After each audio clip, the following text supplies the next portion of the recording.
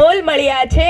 ભર ઉનાળે પણ ભીંજવી દે સ્નેહથી, પ્રેમથી ગૂંથાયેલા લોકો અનમોલ મળ્યા છે.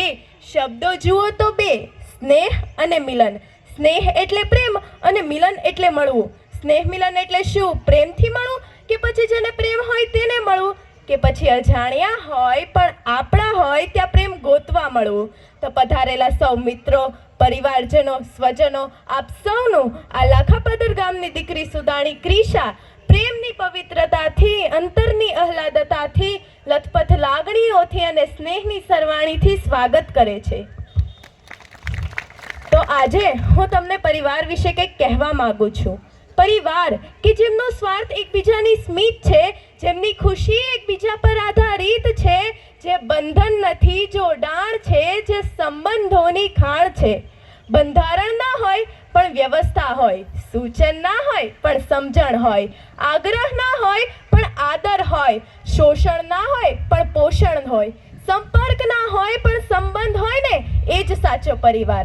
હા, હું માનું છું કે દરેક ઘરમાં, દરેક પરિવારમાં સમસ્યા જરૂર હોય છે, પરંતુ તે લોકો તો ખુશનસીબ હોય છે કે જેમને મળ્યો છે લાગણીશીલ પરિવાર. પરિવાર નામનો ભલે કોઈ વાર નથી, પરિવાર નામનો ભલે કોઈ વાર નથી, પરંતુ તેના વિના શક્ય એ કોઈ તહેવાર નથી. मुस्कुराहट का कोई मोल नहीं होता, कुछ रिश्तों का कोई तोल नहीं होता. मुस्कुराहट का कोई मोल नहीं होता, कुछ रिश्तों का कोई तोल नहीं होता. वैसे तो लोग मिलते हैं हर मोड़ पर परिवार की तरह कोई अनमोल नहीं होता. परिवार की तरह कोई अनमोल नहीं होता. જો તમારે ઈશ્વર પાસે કંઈક માગવું જ હોય ને, તો પરિવારની એકતા અને ખુશી માગજો. કારણ કે મેં મંદિરની બહાર ગરીબોને પરિવાર સાથે હસતા જોયા છે અને મંદિરની અંદર અમીરને પરિવાર વગર રડતા જોયા છે. પરિવાર, દોસ્ત અને સમય એવી વસ્તુ છે ને સાહેબ, કે જે આપણને મફતમાં મળે છે. હા, ખરેખર મફતમાં જ મળે છે, પરંતુ તેની કિંમત તો ત્યારે ખબર પડે છે જ્યારે તે ક્યાંક ખોવાઈ જાય છે.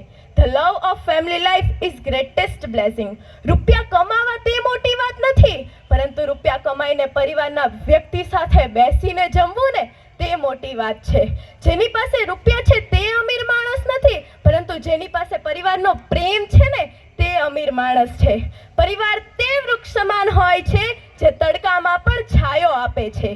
પરિવારમાં નાની નાની વાતોને મોટી સમજશો ને, તો પરિવાર નાનો થતો જશે. થોડું જોયા કરજો, થોડું જતું કરજો અને થોડું જાતે કરજો, જિંદગી જીવવા જેવી લાગશે. પરિવારમાં ખૂબ જ પ્રેમ હોય છે સાહેબ.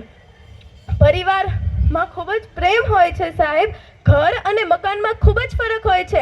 જ્યારે કોઈ વ્યક્તિ પાસે ગાડી હોય, બંગલો હોય, પૈસા હોય, પણ પરિવારના વ્યક્તિ વચ્ચે પ્રેમ ભાવ ન હોય ને, ત્યારે તે ઘરમાંથી મકાન મળે છે.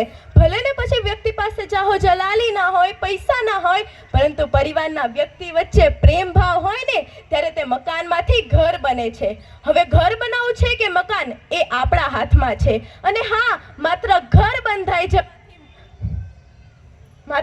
બંધાઈ જવાથી ગૃહસ્થ નથી બની જવાતું, અને માત્ર સંતાનો જન્મી જવાથી માતા કે પિતા નથી બની જવાતું. આજે ઘરો તૂટી રહ્યા છે, આદર્શો વિસરાઈ રહ્યા છે, પરિવારો વિખેરાઈ રહ્યા છે. અરે, જે કાલ સુધી વડીલોની છત્ર છાયામાં હતા ને, તે આજે વકીલોની ફાઇલોમાં અટવાઈ રહ્યા છે. અરે, હું તો પરિવાર વિશે કહું તેટલું ઓછું. તેના માટે તો મને શબ્દો ઘટે, પરંતુ સમયની મર્યાદાને ધ્યાનમાં રાખી છેલ્લી બે પંક્તિ કહી હું મારી વાણીને વિરામ આપીશ કે ભલે દુનિયા સામે હોય મારી, કે ભલે દુનિયા સામે હોય મારી, મને નથી જરૂર કોઈ હથિયારની. મને જરૂર છે તો ફક્ત મારા લાગણીશીલ પરિવારની.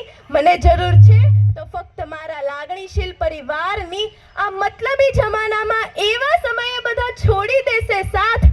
એક પરિવાર તો છે જે મુશ્કેલીમાં પણ નથી છોડતો હાથ. એક પરિવાર તો છે જે મુશ્કેલીમાં પણ નથી છોડતો હાથ. દુઃખ તો એને પૂછો સાહેબ જેની પાસે કહેવા છે જ નહીં પરિવાર. દુઃખ તો એને પૂછો સાહેબ જેની પાસે કહેવા છે જ નહીં પરિવાર. પણ નસીબદાર છું હું કે મને મળ્યો છે આવો લાગણીશીલ પરિવાર. પણ નસીબદાર છું હું કે મને મળ્યો છે આવો લાગણીશીલ પરિવાર. અને હા, આજે મારાથી બોલવામાં કંઈ ભૂલ થઈ હોય તો તમે સૌ તો પ્રેમાળ હૃદયના છો અને મારો જ પરિવાર છો અને હું આપના જ ગામની દીકરી છું, તો મને માફ કરજો. Thank you. જય હિન્દ, જય ભારત. ખૂબ ખૂબ અભિનંદન દીકરી. ત્યાં